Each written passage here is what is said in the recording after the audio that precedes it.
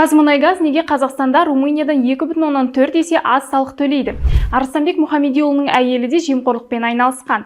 Қазақстанда 5 ай ішінде балаларға қатысты 83 зорлау және 11 өлтіру фактісі анықталды. Баршаға сәлем, сіздермен әдетінше мен Шолпан Сағадат. Жоғарыда аталған мәселелерге тоқталайық. Кеттік. 26 маусым күні президент Қазмұнайгаз акционерлік қоғамның басқарма төрағасы Мағзұм Мырзағалиевті қабылдады. 14 ай ішінде 5-ші рет кездесіп отыр. Мырзағалиев ірі инвестициялық жобаларын жүзеге асырылу барысы. Атап айтқанда, Атырау облысында қуаты жылына 1,250,000 тонна полиэтилен өндіретін зауыттың және Маңғыстау облысының Жаңаөзен қаласында жаңартылатын энергия көздерін пайдалану арқылы жұмыс істейтін гибридті электр станциясының құрылысы жөнінде айтты. Мұнай өңдеу зауыттарының жұмысы, жанар-жағармай материалдары өндірісінің қарқыны және олардың қорын қалыптастыру туралы мәлімет берілді. Атап айтқанда, Қазмұнайгаз Францияның компаниясымен бірлесіп, Павлодар мұнай химиясы зауытында 160 мың тоннаға дейін қысқы дизель отынын өндіруге мүмкіндік беретін жобаны іске асыруға ниетті. Сарапшылардың ойынша, бұдан бөлек Батыстың санкциялары бойынша жақында Лондонда өткен келіссөздер туралы да хабарлануы мүмкін. Белгілі болғандай, санкциядан Каспий құбыры алынып тасталынды. Оның үстіне Қазақстан ресейлік Дружба құбыры арқылы Германияға мұнай жеткізу туралы келісімге қол қойды. Каспий теңізіндегі орта дәліз арқылы мұнай жеткізу мүмкіндіктерін кеңейту жобасы белсенді түрде жүзеге асырылуда.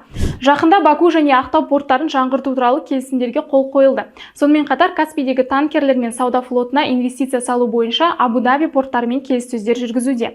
Мұнай химиясы және жасыл энергетика саласында жобалар жүзеге асырылуда. Айта кетері, бұл жобаны дамыту Тоқаевтың стратегиялық басымдықтарының бірі. Қазмұнайгаз толыққанды энергетикалық компанияға айналып, портфелін байыпты түрде әртараптандыруда. Президент пен Қазмұнайгаз үшін маңызды тақырыптардың бірі Жаңаөзен дағдарысының аяқталуын атап өтуге болады. Бүгінде Өзенмұнайгаздың екі бірдей басшысы тергеу астында. Қазмұнайгаздың Маңғыстау облысы бойынша департаменті мен Өзенмұнайгаз акционерлік қоғамның бас директорының бұрынғы орынбасары Қарамырзаев ұсталды. Ол Кезбе және Өзенмұнайгаздың басқа да мердігер ұйымдарының заңды кәсіпкерлік қызметіне кедергі жасау мақсатында өзінің қызметтік өкілеттігін пайдаланған деп күдіктелуде. Маңғыстау облысы бойынша экономикалық тергеп-тексеру департаменті мен Өзенмұнайгаз акционерлік қоғамның бас директорының орынбасары Бауыржан Мәмбетсапаев өз лауазымдық өкілеттерін теріс пайдаланды деген күдікпен ұсталды. Департаменттің анықтауынша, Мәмбетсапаевтың заңсыз іс-әрекеттер салдарынан мемлекетке 46 миллион теңгеден астам залал келтірілген. Ал енді компанияға және еншілес компанияларына қатысты бір жайтқа тоқталайық. Қазмұнайгаз және оның еншілес компанияларының 2022 жылы үкіметтерге аударған жарналарына шолуды ұсынамын. Ұлыбритания директиваларына сәйкес, Ұлыбританияда тіркелген мұнай, газ, тау-кен және орман шаруашылығы компаниялары жыл сайын ел мен жоба бойынша үкіметке төлемдер туралы ақпаратты ашып көрсетуге міндетті. Бір қызығы, қазақстандық мұнай өңдеу зауыттарынан 3 есе аз мұнай өндіретін Румыния активтері 2022 жылы біріктірілген 3 мұнай өңдеу зауытынан 2,4 есе көп салық төлеген. Қазақстанда жыл басынан нақтырақ айтсақ 5 ай ішінде 83 зорлау және 11 өлтіру фактісі анықталды. Балаларға қатысты тағы қандай қылмыстар белең алуда? Қаңтар-мамыр айларында кәмелетке толмағандарға қатысты 1080 құқық бұзушылық тіркелді. Бұл өткен жылмен салыстырғанда 7,6%-ға артық. Оның ішінде 1008 құқық бұзушылық қылмыс, 72 құқық бұзушылық. Қылмыстардың ішінде басым бөлігі орташа ауырлықтағы қылмыстар саны 364, ауыр қылмыс 252, аса ауыр 198 және 194 жеңіл қылмыс тіркелді. Анықтама үшін өткен жылдың 5 айында кәмелетке толмағандарға қатысты 1004 құқық бұзушылық жасалған. Бұл бір жыл бұрынғыдан 4,6%-ға аз. Өңірлік тұрғыда балаларға қатысты ең көп құқық бұзушылық Түркістан облысында тіркелді. Bir жыл бұрынғы 101 оқиғаға қарсы 100 құқық бұзушылық. Қалған өңірлер бойынша мәліметті суреттен көре аласыздар.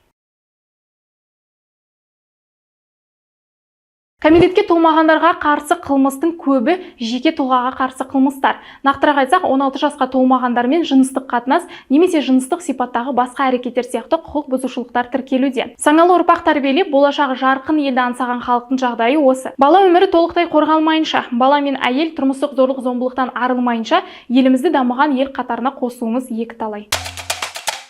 Экс-мәдениет және спорт министрі Арыстанбек Мұхамедиұлының адвокаты пара беруге итермеледі деген күдік келінді. Антикор хабарламасында сот төрелігін іске асыру жөніндегі қызметке араласуға бағытталған аса ауыр жемқорлық қылмыстар жасалғаны анықталды делінген. Бұған қоса жасырын іс-шаралар кешенінің нәтижелері бойынша Мұхамедиұлының жұбайы әшкереленген және аталғандардың мүдделерін қорғап жатқан адвокат алаяқтық пен пара беруге итермелеу күдігімен ұсталып, қазіргі уақытта тергеу изоляторында. Ол Мұхамедиұлының жазасын жеңілдету және қамаудан босату сылтауы мен жұбайынан сот органдарының лауазымды адамдарына беру үшін пара ретінде 460 мың ақш доллары сомасында ақшалай қаражат алған.